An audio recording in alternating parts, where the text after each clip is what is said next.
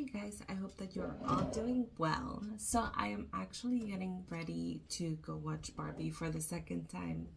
It's actually turned out to be one of my favorite movies of all time. And while I'm getting ready, I wanted to talk to you guys about my experience taking a 36-hour train ride from California to Seattle. Guys, it was rough. I am not gonna romanticize this for you guys because that's totally what I was trying to do by taking a trip like that. First of all, I was already losing my mind by that point because I had sent out some legal documents to the government asking for permission to go visit Mexico and come back. And I hadn't been to Mexico for about 17 years now. So I was already at the edge of my seat because it had been months and I hadn't received any reply. So I just really needed to get away. So I thought, well, let me romanticize my life. Let me go ahead and book this trip. Wanted the train to be a one-way trip just so that I can check it out and see how it would work for next time. To all of the people that I had talked to about this trip, they were honestly like, what are you doing? It would take you 2 hours to travel from Seattle to California. Why are you booking a 36-hour trip? And I was like, you know what? I just want to do it once and I want to see what it's like. So I ended up traveling to California by plane, which was only like 2 hours. And I ended up just staying in a hotel with a couple of friends, just trying to, gather up myself and like move forward with my life. So the day where I was supposed to travel back on the train came, and I forgot how bad traffic from LA was. So I missed the train. I got there, I think 10 minutes late. And of course, the train had already left.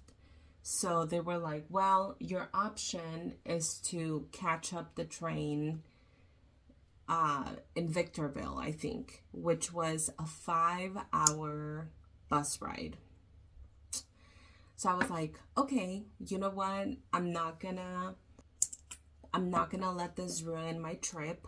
I'm not driving, so all I have to do is just get on a bus, catch the train, and then I can be on my way home. And honestly, guys, I was actually pleasantly surprised by how unbothered I was.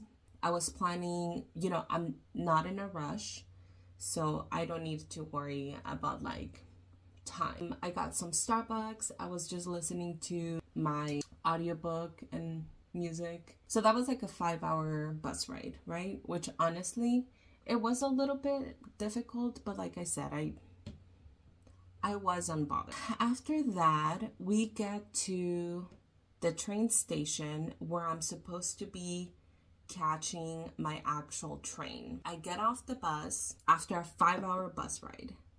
I get off the bus and it's already 9, so I am super hungry and it's already dark.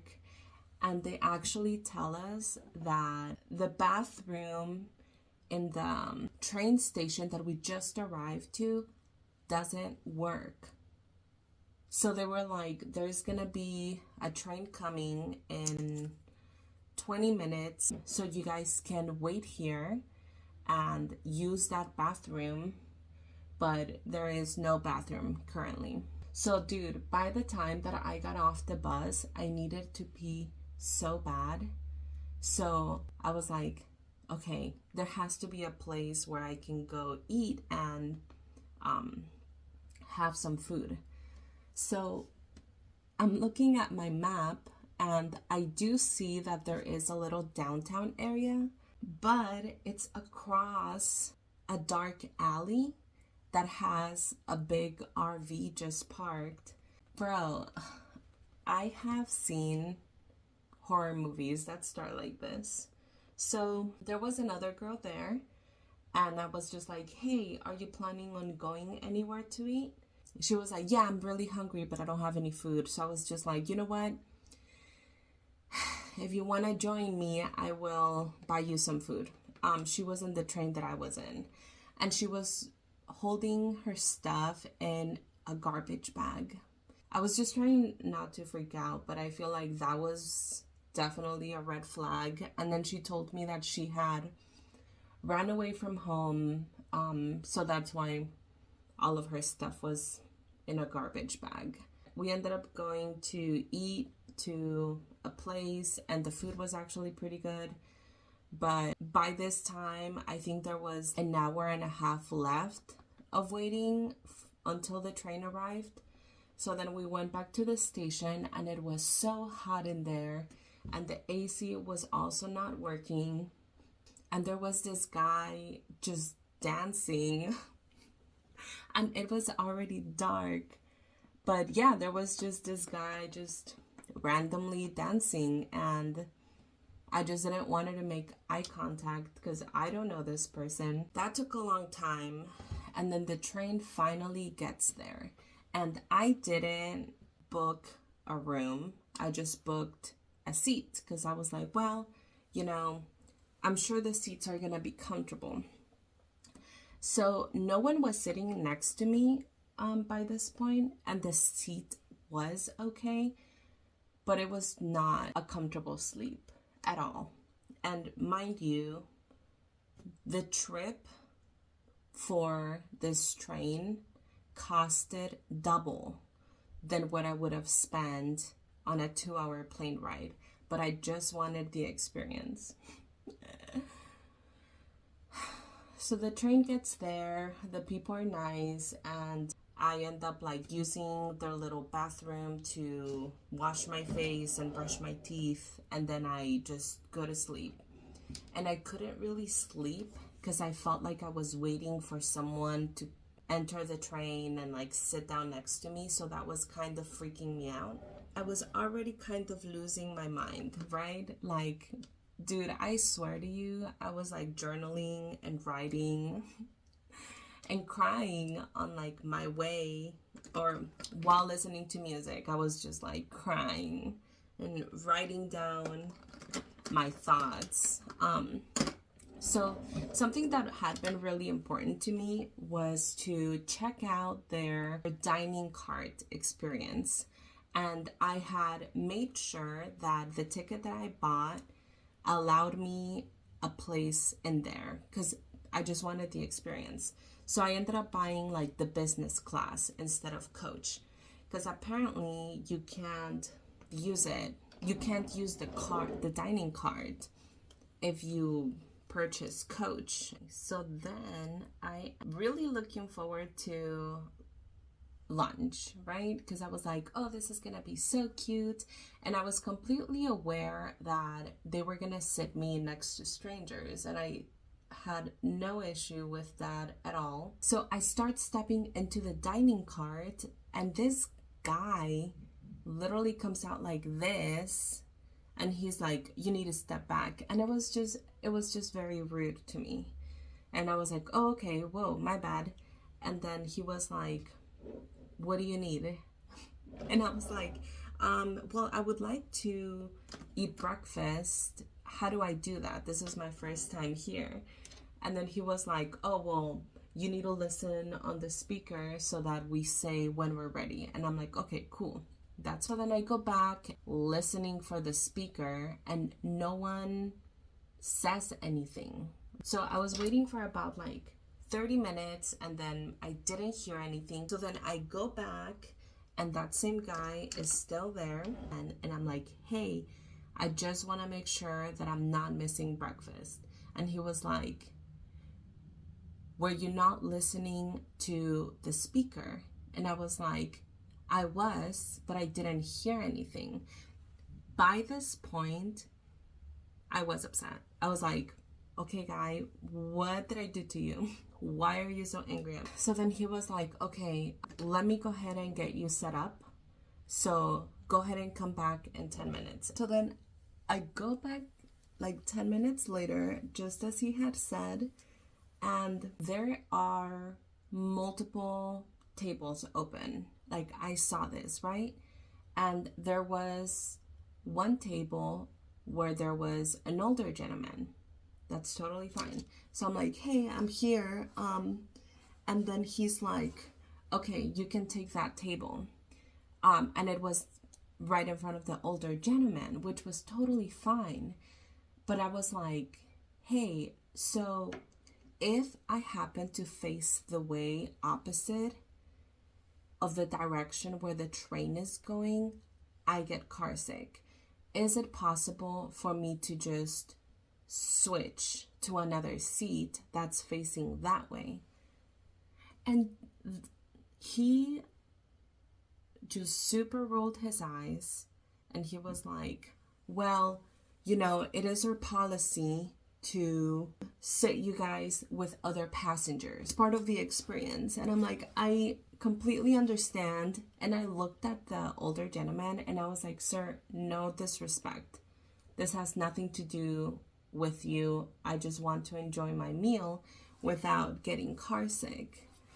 And then the guy, he just fucking rolls his eyes. And honestly, dude, by this point, I was already so sad, angry, and tired and hungry that I was just like, you know what? I think you're being very rude. So I don't want to be rude to you. So that's fine. I don't need to sit here. Which honestly, looking back, I'm like, wow, I can't believe that I held myself together through saying that, because that actually took a lot of guts for me to say, you know. And I really wasn't even rude to the guy, but for me to tell him, like, I don't want to be rude to you.